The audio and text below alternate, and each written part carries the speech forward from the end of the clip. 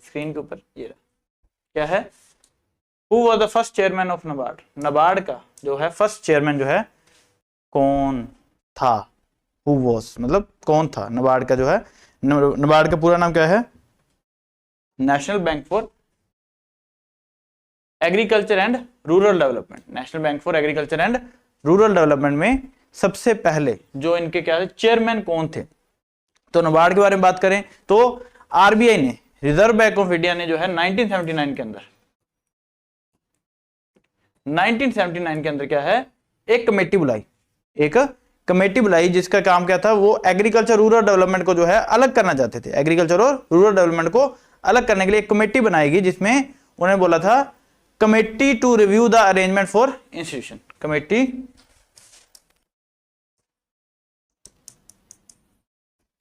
To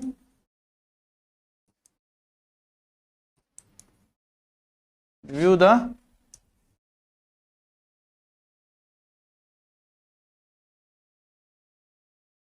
arrangement for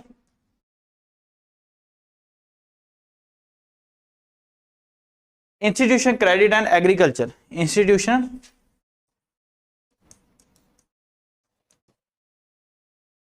credit and agriculture development.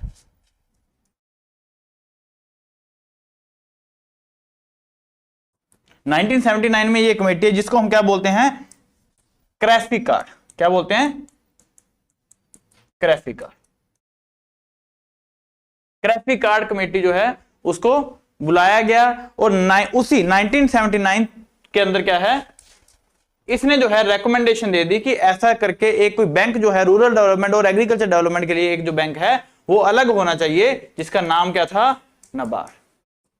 क्या नाम था, नबार्ड। तो 12 जुलाई 1982 के अंदर किसको बना दिया गया, नबार्ड को बना दिया गया, जो कि रूरल प्लस, इसका काम क्या था, ये जो है डायरेक्ट जो है रीफाइनेंस का काम करना, रूरल डेवलपमेंट कराना, ये कुछ इसके जो है कार्य थे। एग्रीकल्चर को सपोर्ट करना, रूरल को एरिया को सपोर्ट करना, आरआरबी को फंडिंग करना, ये सब कुछ क्या थे, इसके काम थे। तो इसका हेडक्वार्टर कहां पर है, महाराष्ट्र, मुंबई के अंदर जो है इसका हेडक्वार्टर। इससे क्वेश्चन एएफओ में 2 बार पूछा गया है। इसी ने जो है एक ACABC नाम से agree clinic and agri business centre,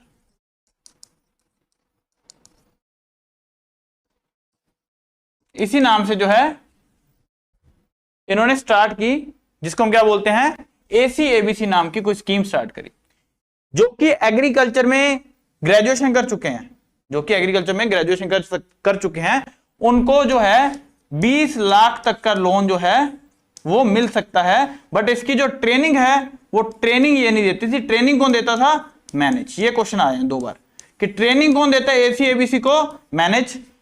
start किसने किया था, नबार्ड ने। एक इंसान को 20 लाख तक का लोन, अगर 5 जने हैं तो 1 करोड़ तक का लोन जो है वो मिल सकता है एग्रीकल्चर का। बस उसमें शर्त यह है कि एक उसमें जो है कोई भी एक इंसान जो एग्रीकल्चर की डिग्री होल्डर होना चाहिए। क्लियर। तो जो 1979 के अंदर जो कमेटी बनी वो उसके चेयरमैन कौन थे ये बताना है।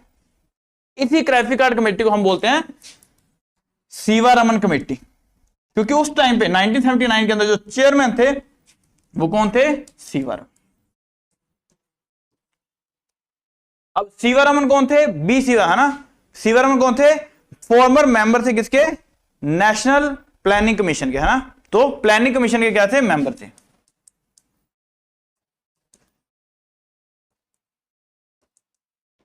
प्लानिंग कमीशन के क्या थे, वो एक मेंबर थे। 1979 के अंदर नाबार्ड की जो है उन्होंने रेकमेंडेशन दी कि ऐसे करके कोई एक इंस्टीट्यूट होना चाहिए, और 1982 यानी कि 12 जुलाई 1982 के मुंबई महाराष्ट्र के अंदर जो है नाबार्ड को बना दिया कि जिसको हम बोलते हैं क्रेस्पी कार्ड कमेटी या फिर सीवारामन कमेटी के थ्रू। इसका काम क्या था, इसने जो है 100 करोड़ के इतने पैसों से इसने स्टार्ट किया था। अब जो है इसकी पेड अप कैपिटल जो है वो 30,000 करोड़ तक पहुंच चुके 2020 तक, ये डाटा है। Clear, very good afternoon. तो इसका आंसर क्या रहेगा, बी शिवारमन ही आंसर हो जाएगा। इतना कुछ बता दिया है, इसके बाहर कुछ नहीं आ सकता। क्लियर, 1981 को इसका पास हुआ था, 1982 के अंदर जो है इसको बना दिया गया था। ठीक है, तब जो है मिनिस्टर, प्राइम मिनिस्टर कौन थे, इंदिरा गांधी।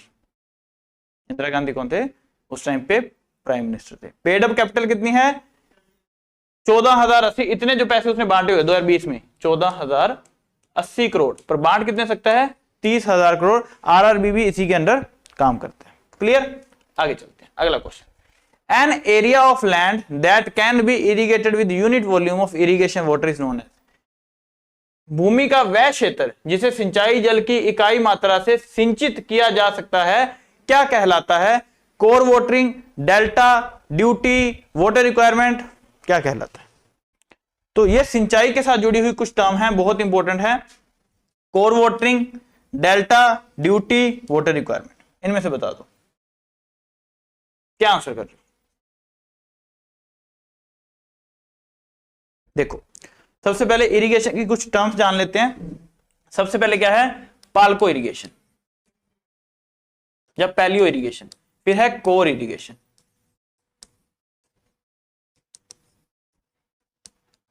फिर है बेस पीरियड, फिर है ड्यूटी, फिर है डेल्टा, ठीक है, फिर है क्यूमिक, एक है क्यूसिक। बाकी अवेलेबल, नॉन अवेलेबल वाटर वो तो है ही, ठीक है। बट इनमें जो है, अब जब हमने यहां पर मान लो 15 नवंबर को सोइंग करनी थी क्रॉप की, हम इसकी सोइंग करने से पहले हमें जो है मॉइस्चर कंटेंट होना चाहिए, नमी होनी चाहिए मिट्टी के अंदर। हम इसको 1 नवंबर को जो है पानी लगा रहे हैं, first irrigation before sowing. Sowing से पहले लगा रहे हैं ना, तो ये क्या है, पैलियो इरिगेशन। अब 15 नवंबर को हमने क्या है, वीट की, मान लो वीट की, गेहूं की क्या करी, बुआई कर दी।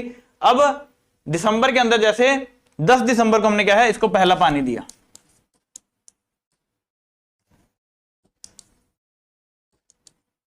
तो ये क्या है, कोर इरिगेशन। ये क्या है, आप आंसर करो उतनी देर, क्या आंसर आएगा। क्वेश्चन देखना चाहते हो तो क्वेश्चन देख सकते हो। ये क्वेश्चन है, ये पूछा क्या है कि कितने पानी है ना, कितना पानी हमें चाहिए किसी को इरिगेट, सिंचित करने के लिए, उसको क्या बोलते हैं हम। ठीक है, तो ये हो गया कोर। अब हमने इसको पानी जो है लास्ट तक कब दिया, मान लो यहां पर क्रॉप ने चलना था 13 अप्रैल तक, बट हमने जो है इसको 1 मार्च तक पानी दिया। तो 1 नवंबर से लेकर हमने पानी जो है 1 मार्च तक दिया है, इसको क्या बोलते हैं, बेस पीरियड। पानी दिया कितना है वो उसको बोलते हैं ड्यूटी। अब ड्यूटी क्या होती है, ड्यूटी होती है क्यूमिक के अंदर या फिर क्यूसी के अंदर। क्यूमिक क्या है, क्यूमिक है मीटर क्यूब, मीटर क्यूब प्रति सेकंड। 1 मीटर क्यूब जो है वो इक्वल होता है 1000 लीटर के। 1 मीटर क्यूब जो है इक्वल होता है 1000 लीटर के। तो 1000 लीटर, जो 1 सेकंड के अंदर कितने हजार लीटर जो है पानी निकल रहा है, उसी को क्या बोलते हैं, क्यूमिक बोलते हैं, या तो क्यूमिक में या क्यूसिक। डेल्टा क्या है, कितनी गहराई पे, कितनी जो है डेप्थ पे, जिसको हम डेल्टा बोलते हैं, कितनी डेप्थ पे हम पानी दे रहे हैं। क्यूमिक और क्यूसिक, क्यूसिक क्या है, फुट पाउंड सेकंड। अगर यही हम जैसे मीटर में बात करेंगे तो क्यूमिक होगा, अगर यही फीट में बात करेंगे तो क्या हो जाएगा, क्यूसिक हो जाता है। क्या हो जाता है, क्यूसिक। क्लियर। तो अब क्या है, हमें क्या है, इसका रिलेशन बता देते हैं। ड्यूटी क्या होती है, is equal to 8.64 into base period over delta. ये एक फॉर्मूला होता है। ड्यूटी क्या है, हम क्यूमिक में लिखेंगे कि हमें पानी कितना चाहिए, कितने दिन हमने पानी देना है, वो क्या है, बेस पीरियड। पहला पानी क्या है, कोर वाटरिंग, बिजाई के बाद। डेल्टा क्या है, कितनी गहराई पे पानी दे रहे हैं, कितना पानी हमें चाहिए सिंचित करने के लिए, वही क्या होता है, ड्यूटी। वो क्या होता है, ड्यूटी, जो कि जिसकी वैल्यू क्या होती है 8.64 into base period over delta.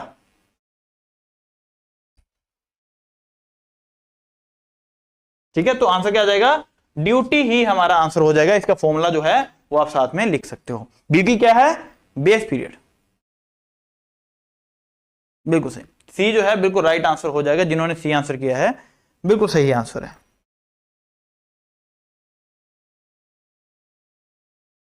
Clear, चलते हैं हमारे अगले क्वेश्चन की ओर। थर्ड क्वेश्चन, अब हमें क्या करना है, मैच करना है, match the nutrient and the disease caused by their excess. Excess होने से कौन सी डिजीज और किस क्रॉप के अंदर देखने को मिलती है, कैसी डिजीज और किस फसल के अंदर जो है देखने को मिलती है, वो हमें बताना है। सबसे पहले क्या है, नाइट्रोजन। नाइट्रोजन ज्यादा एक्सेस यानी कि टॉक्सिसिटी हो जाने से, इंग्लिश में स्कोर नहीं आते, इंग्लिश में अगर स्कोर नहीं आ रहे तो न्यूज़पेपर पढ़ना शुरू करो। मैं पर बोलना बहुत इजी है, न्यूज़पेपर पढ़ना बहुत डिफिकल्ट है। मूवी देखना शुरू कर दो इंग्लिश, डेली का 1 घंटा मूवीज या ऐसी वेब सीरीज जहां पर इंग्लिश सीखने को मिले तो वहां पर शुरू कर सकते हो, ठीक है, अगर दिक्कत आ रही है तो। आगे, match the nutrient with the disease caused by their excess in plant. Nitrogen की ज्यादा होने से कौन सी डिजीज होती है, जिंक के ज्यादा होने से कौन सी होती है, मैंगनीज और H2S के। अगर हमें कुछ नहीं भी पता तो हमें यह तो पक्का पता है कि H2S से क्या होता है, एक्योची डिजीज होती है, किसके अंदर, पैडी के अंदर जो है देखने को मिलती है। तो फोर्थ का ए आंसर है, ये श्योर है। फोर्थ का डी नहीं हो सकता, फोर्थ का डी नहीं हो सकता, फोर्थ का बी नहीं हो सकता। तो 2 ऑप्शन हमारे पास बची हैं। क्या बचा है, 2 ऑप्शन हमारे पास बची हैं। अब देखो, जिंक का नहीं पता, मान लो मैंगनीज, ये पक्का पता है कि कॉटन के अंदर जिंक की कमी की वजह से क्या होता है, लिटिल लीफ। 2,4-D के इफेक्ट से क्या मिलता है, डिफॉर्मेशन मिलती है, मालफॉर्मेशन मिलती है, लीफ मालफॉर्मेशन। मैंगनीज के बढ़ जाने से वो तब क्या होता है, मैंगनीज के बढ़ जाने से क्रिंकल लीफ होता है। तो मैंगनीज का क्या आएगा, डी आएगा। थर्ड का क्या आना है, डी। तो थर्ड का यहां पर भी डी है, तो अभी भी दोनों ऑप्शन एलिमिनेट नहीं हुई है। अब सेकंड देखते हैं, जिंक और नाइट्रोजन। जिंक की वजह से क्या होता है, सेकंड के जिंक की वजह से क्या होता है, ब्राउनिंग। जिंक के ज्यादा हो जाने की वजह से क्या होती है, browning disease in guava. Guava के अंदर जो है, अमरूद के अंदर ब्राउनिंग डिजीज जो है वो देखने को मिलती है। और नाइट्रोजन की कमी की वजह से क्या देखने को मिलता है, होलो स्टेम इन कॉलीफ्लावर। क्या देखने को मिलता है, होलो स्टेम इन कॉलीफ्लावर। तो फर्स्ट का क्या है, सी। फर्स्ट का क्या है, सी। तो बी जो है हमारा राइट आंसर हो जाएगा। इस तरह से हम मैच करके एलिमिनेट कर सकते हैं, बाहर निकाल सकते हैं, ठीक है। तो क्या आंसर रहेगा, बी जो है हमारा राइट आंसर हो जाएगा। क्लियर। अब चलते हैं हमारे अगले क्वेश्चन की ओर। अगला क्वेश्चन क्या कह रहे हैं, crop grown in space between two main crops or at the time when no main crop are being grown, उसको हम क्या बोलते हैं, patch crop, cash crop, catch crop, trap crop या नन ऑफ दिस।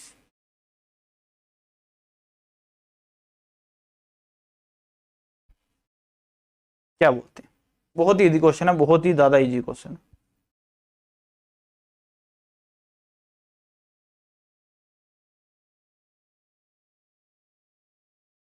क्या आंसर कर रहे हो, ए आंसर आया पैच क्रॉप। ए आंसर तो नहीं आना चाहिए।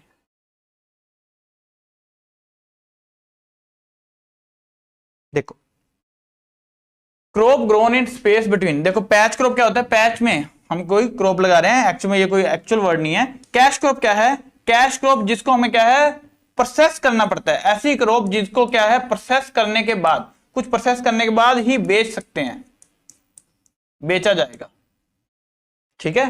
प्रोसेस करने के बाद बेचा जाएगा, वो क्या होती है, कैश क्रॉप। मतलब हम इसको सीधा कंज्यूम नहीं कर सकते। जैसे कि कॉटन, कॉटन के अंदर क्या होगी, जिनिंग होगी, डीलिंटिंग होगी। सीधा हम कॉटन नहीं उसको यूज कर सकते, उसके जिनिंग डीलिंटिंग होने के बाद क्या है, सीधा हमें डायरेक्ट कैश मिलेगा उससे, सीधा हम बेचेंगे। पहले हम अपने पास नहीं, जैसे वीट है, गेहूं है, हम कुछ अपने पास रख लेंगे, कुछ दे देंगे। बट कैश क्रॉप के अंदर जो मार्केटेबल सरप्लस होता है वो 100+% होता है, हम अपने पास कुछ नहीं रखते। तो वो क्या है, कैश क्रॉप। सीधा सीधा हमें कैश मिलता है उन क्रॉप से, हम घर पे नहीं रखते, सीधा सिर्फ कैश ही मिलेगा, पैसा ही आएगा। फिर ट्रैप क्रॉप क्या है, किसी चीज, किसी इंसेक्ट को ट्रैप करने के लिए कोई क्रॉप लगाई जाती है, तो उसको क्या बोलते हैं, ट्रैप क्रॉप। अब कैश क्रॉप क्या होती है, जैसे कि मैं बोलूं कि मैंने पहले लगाया राइस, पैडी। पैडी लगाने के बाद, जो कि खरीफ की सीजन की क्रॉप है, ये मैंने लगाया मई के अंदर, मई जून, ये चला मई टू सितंबर चला, हार्वेस्ट हो गया। फिर मैंने लगा दिया पोटैटो, पोटैटो जो कि रबी की क्रॉप है, ये मैंने लगा दिया अक्टूबर टू नवंबर। फिर मैंने लगा दी वीट, गेहूं, ये मैंने लगा दिया, ये भी रबी की क्रॉप है जो कि मैंने लगाई दिसंबर के अंदर। फिर मैं लगा दी मूंग, मतलब ये चली दिसंबर टू अप्रैल। मूंग क्या है, जायद सीजन है, ये चली अप्रैल टू, ऐसे करें। अब देखो ये तो सीजन थे, पर ये वाला जो टाइम था ना हमारे पास कोई ना कोई, जिसको हम क्या बोलते हैं, कैच या फिर कंटिंजेंट क्रॉप।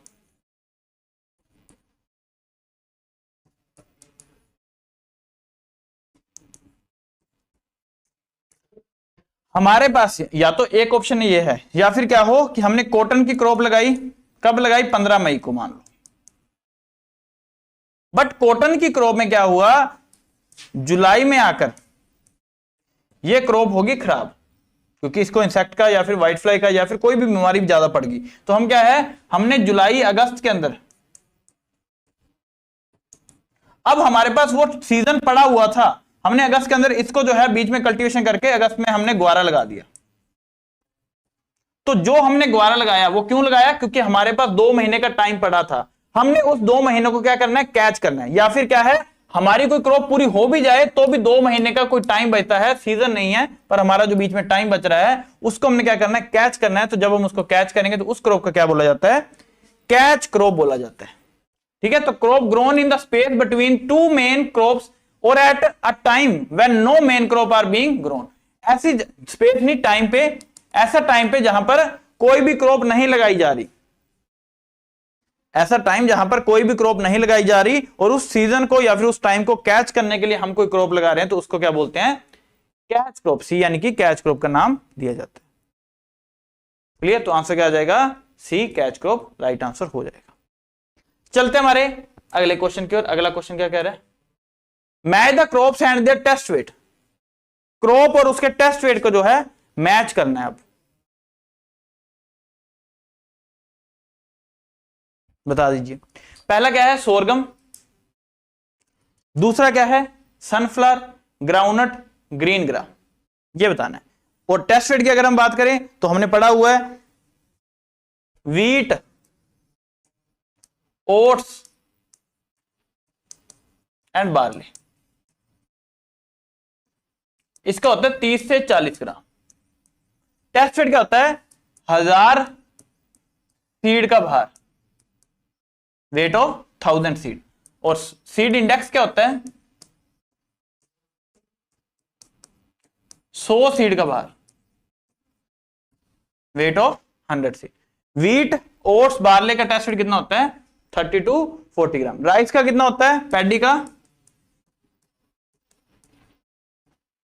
25 ग्राम। बासमती राइस का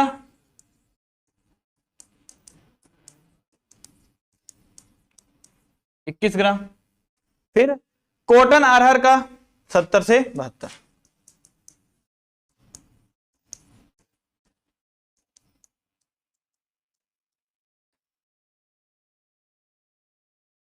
पी का कितना होता है,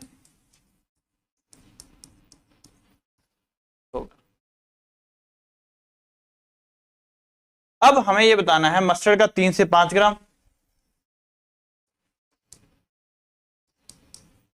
अब इन क्रॉप का नहीं बताया, ठीक है। ग्रीन ग्राम का कितना होता है वो बता दीजिए।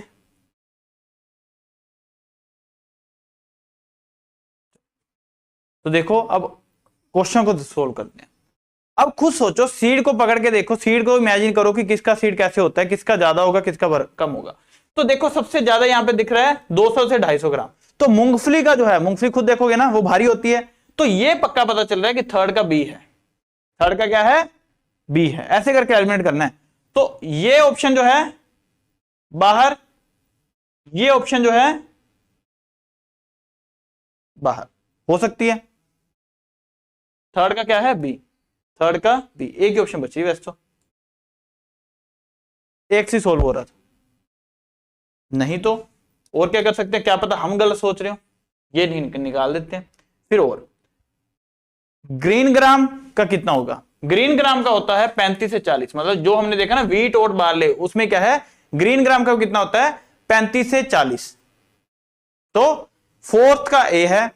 ग्राउंडनट का क्या था 200 से 250 ग्राम। सनफ्लावर का कितना है 40 से 45 ग्राम, और सोरगम का कितना है 25 से 30 ग्राम। तो ए का फर्स्ट का है डी, फर्स्ट का है डी, ये रहा, बाकी ये ऑप्शन गई। सेकंड का है सी, सेकंड का है सी, सी। थर्ड का है बी, थर्ड का है बी। तो ये जो हमारी डी ऑप्शन आ रही है ये बिल्कुल करेक्ट बन रही है, डी ऑप्शन जो है बिल्कुल राइट ऑप्शन बन रही है। क्लियर, तो आंसर क्या आएगा डी। जिन्होंने डी आंसर किया बिल्कुल सही है, निखिल, मनोज, राजू, अनमोल, सभी का आंसर जो है ठीक है, लास्ट में जिन्होंने आंसर किया। क्लियर, तो डी जो है राइट आंसर हो जाएगा। बाकी सारी क्रॉप्स का जो है आपको टेस्ट फिट पता होना चाहिए, इंपॉर्टेंट है ये टॉपिक। अगला question, match the following, match करना हमें किसके साथ, क्रॉप और उसके ऑब्जेक्शनल वीड कौन कौन से हैं। तो बताइए, लुसरीन है, वीट है, मस्टर्ड है, टोबैको है।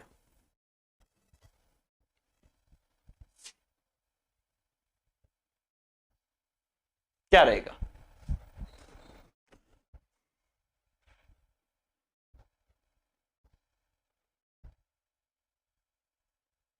थोड़ा सा दिमाग लगाने की जरूरत है, कुछ इतना ज्यादा। वीट का अगर हम बात करें, वीट का क्या होता है कॉन्वोल्वस अर्वेंसिस, जिसको हम क्या बोलते हैं बाइंड वीट। राइस का क्या होता है वाइल्ड राइस।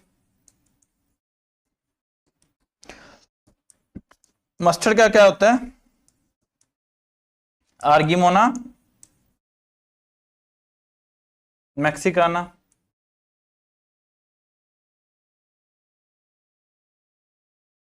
क्लोवर का क्या होता है चिकोरी, है ना, ये तो बहुत ही चिकोरी, छिचोरी नहीं, क्या है चिकोरी। लुसरीन का क्या होता है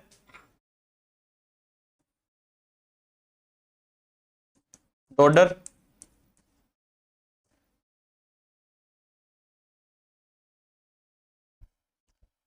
है ना, क्लोवर का क्या है चिकोरी।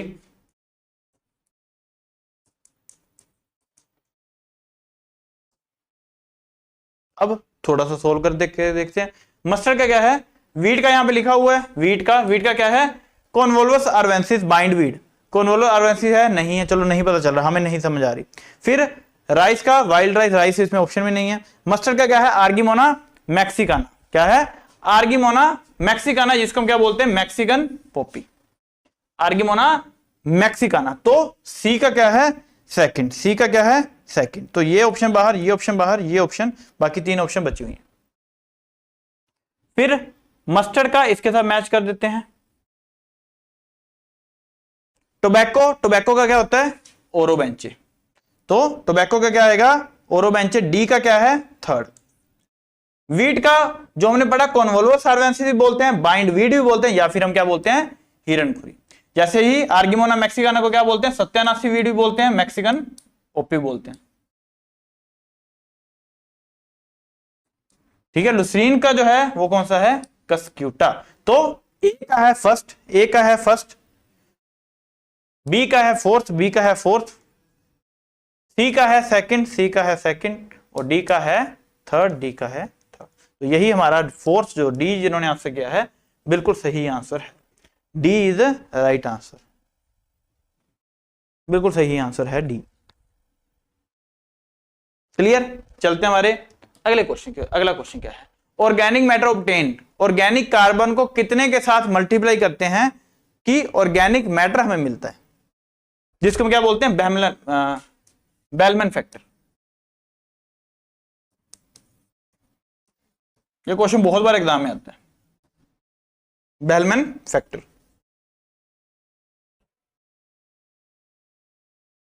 बताइए, देखो ऑर्गेनिक मैटर हमेशा क्या होता है ऑर्गेनिक मैटर से ऑर्गेनिक कार्बन निकलती है। अगर 100 किलोग्राम ऑर्गेनिक मैटर लें तो उसमें 58 किलोग्राम क्या निकलेगी, ऑर्गेनिक कार्बन निकलेगी। अगर ये इतना ऑर्गेनिक मैटर लें तो मतलब ऑर्गेनिक मैटर किसके इक्वल होता है, 0.58 ऑर्गेनिक कार्बन के इक्वल होता है। ऐसे होता है, ये कहना चाहते हैं। अब थोड़ा सा ये चीज ना ध्यान से समझने वाली है। तो यहां पर ऑप्शन 0.58 भी दे रखी होगी पक्का। ऑर्गेनिक मैटर में, ऑर्गेनिक मैटर को अगर हम 0.58 के साथ मल्टीप्लाई करें तो ये बनता है ऑर्गेनिक कार्बन। ये फॉर्मूला है, क्योंकि ऑर्गेनिक मैटर में 58% क्या होती है, ऑर्गेनिक कार्बन होती है। तो ऑर्गेनिक मैटर में 0.58 के साथ मल्टीप्लाई कर दो तो ये क्या आ जाएगी, हमारी ऑर्गेनिक कार्बन आ जाएगी। सी जिन्होंने आंसर किया है राजेश, सी गलत है, सी गलत है। यही बता रहा हूं कि ऑर्गेनिक मैटर को हमेशा 0.58 के साथ मल्टीप्लाई करोगे तो ये आएगी ऑर्गेनिक कार्बन। बट अगर ऑर्गेनिक कार्बन से ऑर्गेनिक मैटर निकालना है तो ऑर्गेनिक कार्बन को 1.724 के साथ मल्टीप्लाई करोगे तो ये आ जाएगी ऑर्गेनिक मैटर। अब ये कैसे हुआ, देखो मैंने बताया ना 100 किलोग्राम ऑर्गेनिक मैटर लिया, इसको 58% के साथ जब 0.58 के साथ मल्टीप्लाई करोगे तो ये आएगा 58। यही बना फॉर्मूला कि 100 लिया था, इसको 0.58 के साथ मल्टीप्लाई किया ऑर्गेनिक मैटर को, तो ये क्या आ गया हमारे पास 58 किलोग्राम क्या आ गई हमारी ऑर्गेनिक कार्बन। ये रहा हमारा फॉर्मूला। क्योंकि ऑर्गेनिक मैटर बड़ी चीज है, ऑर्गेनिक मैटर एक बड़ी चीज है और उसमें से क्या है ऑर्गेनिक कार्बन निकलती है। ऑर्गेनिक मैटर से ऑर्गेनिक कार्बन निकल रही है, मतलब अगर 100 किलोग्राम ऑर्गेनिक मैटर लेंगे तो 58 किलोग्राम क्या निकलेगी, ऑर्गेनिक कार्बन निकलेगी। और अगर यही 100 किलोग्राम ऑर्गेनिक मैटर, ये कहना चाहते हैं 100 किलोग्राम अगर ऑर्गेनिक मैटर है और सॉरी ऑर्गेनिक कार्बन है बनी हुई है, तो वो जो है 172 किलोग्राम क्या है ऑर्गेनिक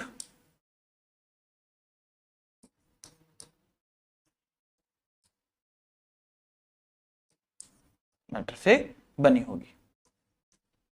क्लियर? क्योंकि ऑर्गेनिक मैटर में क्या है ऑर्गेनिक कार्बन होती है, तो 100 किलोग्राम ऑर्गेनिक मैटर लेंगे उसमें से 58 किलोग्राम क्या है ऑर्गेनिक कार्बन होगी। अगर कोई चीज हमने क्या है 100 किलोग्राम ऑर्गेनिक कार्बन निकालनी है तो हमें 172 किलोग्राम क्या है ऑर्गेनिक मैटर लेंगे, तो उसमें 100 किलोग्राम क्या है ऑर्गेनिक कार्बन आएगी। तो यही तो था, ऑर्गेनिक कार्बन को ये नहीं आएगा, ऑर्गेनिक कार्बन को 1.724 के साथ मल्टीप्लाई कर दो तो क्या आ जाएगा तुम्हारा 1 ऑर्गेनिक मैटर आ जाएगा। यही तो है। तो ऑर्गेनिक कार्बन को हमेशा 1.72 के साथ मल्टीप्लाई करोगे तो क्या आएगा ऑर्गेनिक मैटर। क्लियर? आगे चलते हैं। अगला क्वेश्चन लाइफस्टॉक का क्वेश्चन है, अगर नहीं दिख रहा थोड़ा सा इसको बड़ा कर लेते हैं।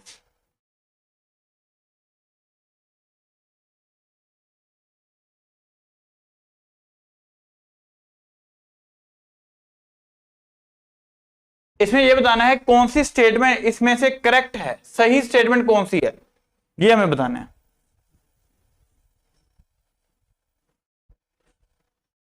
Clear? In double row housing system, गाय के लिए क्या है हम ऐसे सिस्टम यूज करते हैं ना कि ये वाले या तो इधर ऐसे करके ये गाय ऐसे खड़ी होगी, ये इधर क्या है इसका मुंह है, या फिर क्या है यहां पर दो खुलियां बनाकर ये इधर मुंह करवा देंगे, head to head tail to tail, या फिर क्या है एक सिंगल रो के बीच में क्या है ऐसे गाय वगैरह या भैंस वगैरह खड़ी होगी। तो क्या है in double row housing either cattle face out from each side. जब डबल रो हाउसिंग होता है तो हो सकता है कि जो गाय है वो आपस में मुंह ऐसे करके खड़ी हो या फिर आपस में टेल ऐसे जोड़ के खड़ी हो।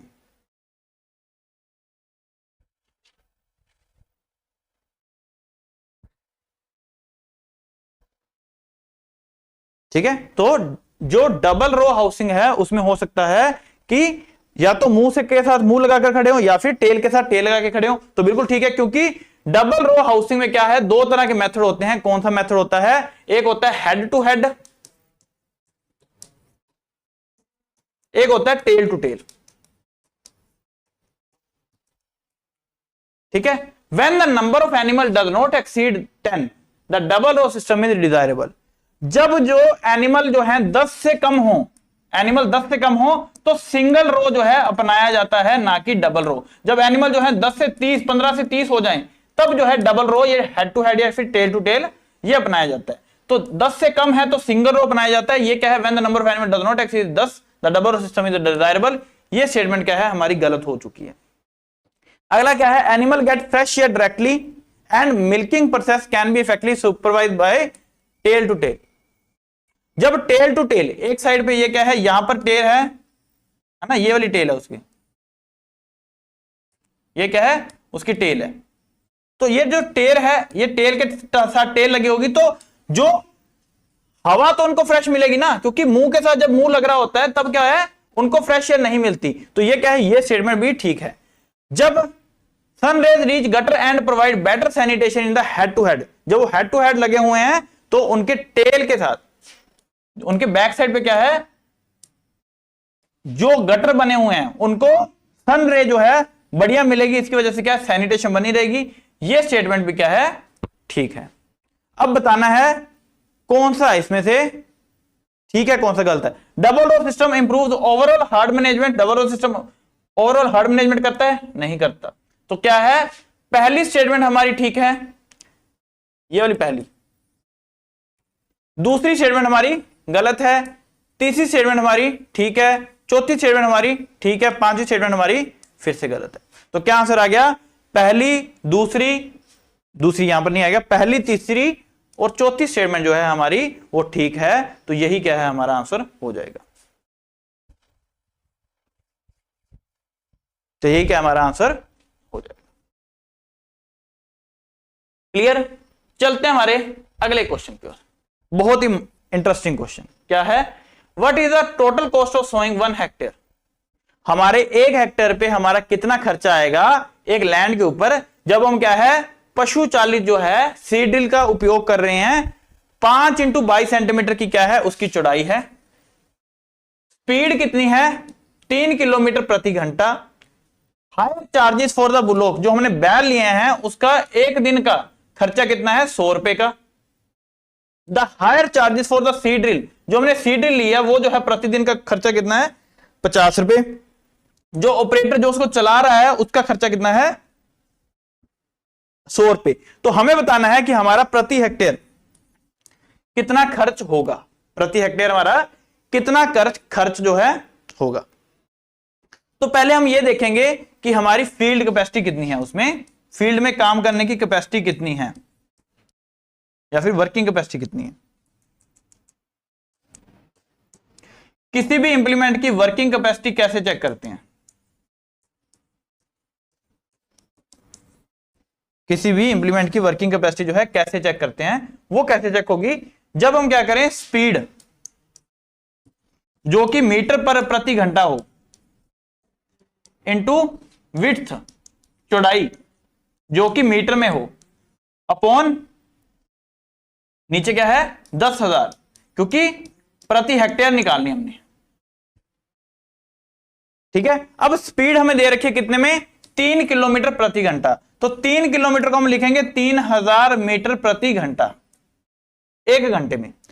इंटू विड्थ हमें दे रखी है कितनी, 22 × 5 मतलब 110 सेंटीमीटर की। 110 सेंटीमीटर दे रखी है, तो हम इसको कन्वर्ट करेंगे मीटर के अंदर, तो 1.1 मीटर क्या होगी इसकी चौड़ाई। ये फॉर्मूला लिख लेना। नीचे क्या ले लेंगे, 10,000।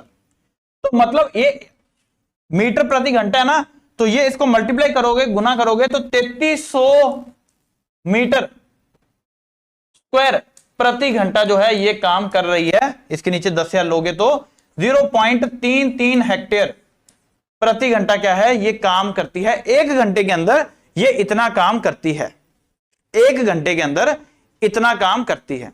अब यहां पर जो है कॉस्ट जो दे रखी है, हमें खर्चा दे रखा है, ये दे रखा है प्रतिदिन का, प्रतिदिन प्रतिदिन। तो मतलब 100, 50 और 100, 250 रुपए खर्चा आ रहा है हमारा प्रतिदिन। 250 रुपए खर्चा आ रहा है हमारा प्रतिदिन। यहां पर ये चीज लिखते हैं, तो मतलब 250 रुपए खर्चा प्रतिदिन और 1 घंटे के अंदर, अभी हमने निकाला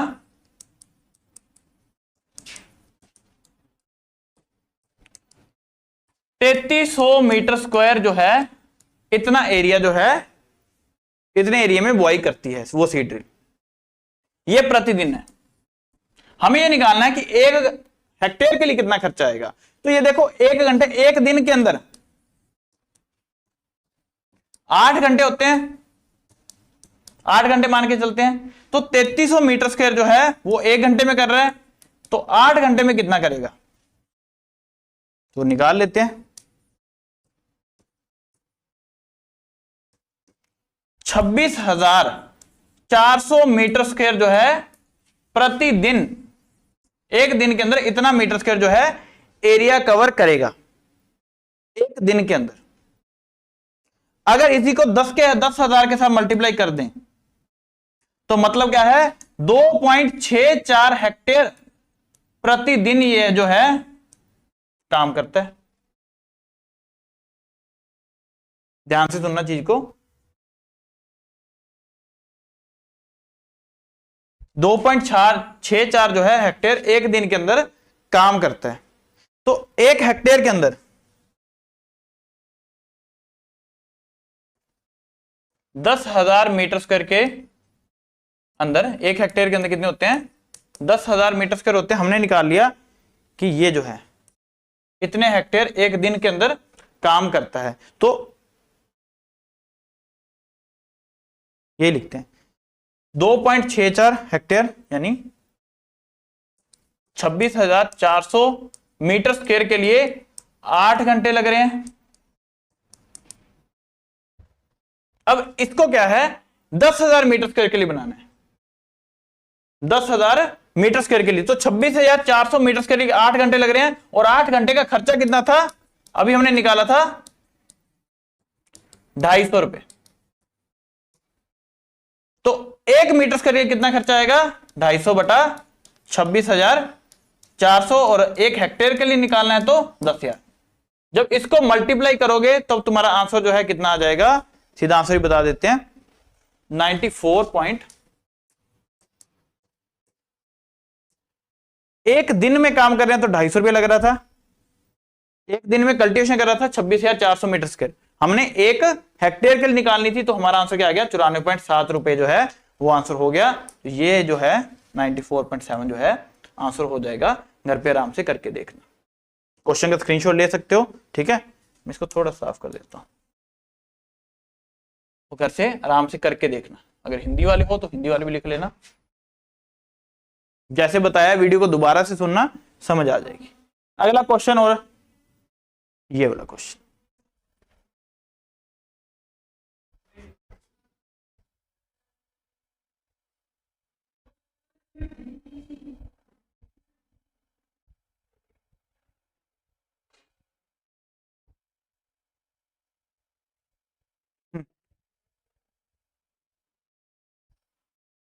अगला question, in which seed metering mechanism seed drill travel through a series of equally space cell.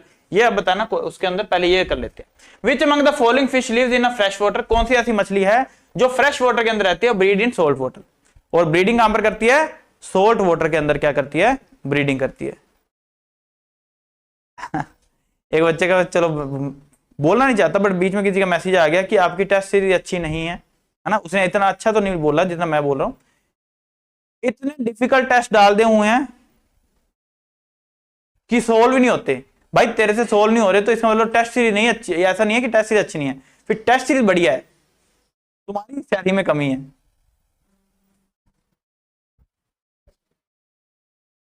ठीक है, तो ऐसी फिश जो कि रहती तो फ्रेश वाटर के अंदर है और ब्रीडिंग करती है सोल्ट वाटर के अंदर। देखो कौन कौन सी फिश होती है। एनाड्रोमस, एनाड्रोमस ऐसी फिश है जो रहती कहां पर है, यहां पर लिख लेते हैं रहती, रहती कहां पर है और ब्रीडिंग कहां पर करती है। जो रहती हैं सोल्ट वाटर के अंदर और ब्रीडिंग कहां पर करती हैं, फ्रेश वाटर के अंदर। एम्फीपोटेमो है ना। एम्फीड्रोमस कौन सी है, जो सोल्ट वाटर के अंदर रहती हैं या फिर फ्रेश वाटर के अंदर भी रह सकती हैं, और सोल्ट में भी ब्रीडिंग कर सकती हैं और फ्रेश में भी ब्रीडिंग कर सकती हैं। पोटेमो क्या है, जो कि फ्रेश वाटर के अंदर रहती हैं और ब्रीडिंग भी कहां पर करती हैं, फ्रेश वाटर के अंदर ही ब्रीडिंग करती हैं। और शैनोड्रोमस क्या है, जो सोल्ट वाटर के अंदर रहती हैं और सोल्ट वाटर के अंदर क्या करती हैं, ब्रीडिंग करती हैं, और जो फ्रेश वाटर में रहती हैं और ब्रीडिंग कहां पर करती हैं, सोल्ट वाटर के अंदर, तो उसको हम कौन सी मछली बोलते हैं, कैटाड्रोमस फिश उसको बोलते हैं। कौन सी मछली है, कैटाड्रोमस फिश।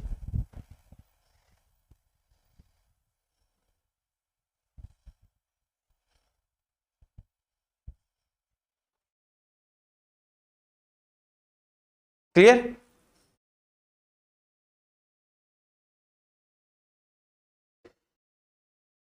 कोई बात नहीं, चलो।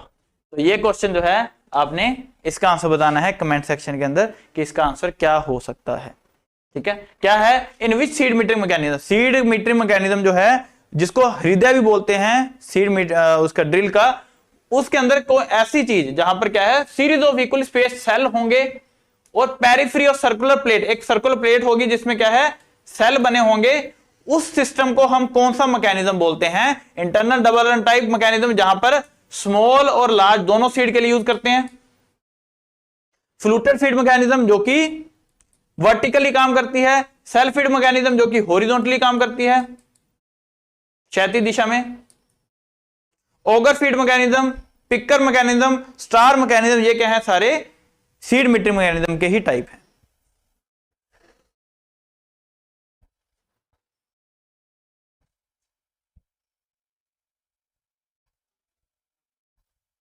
ठीक है, तो इसका अपने आंसर बताना है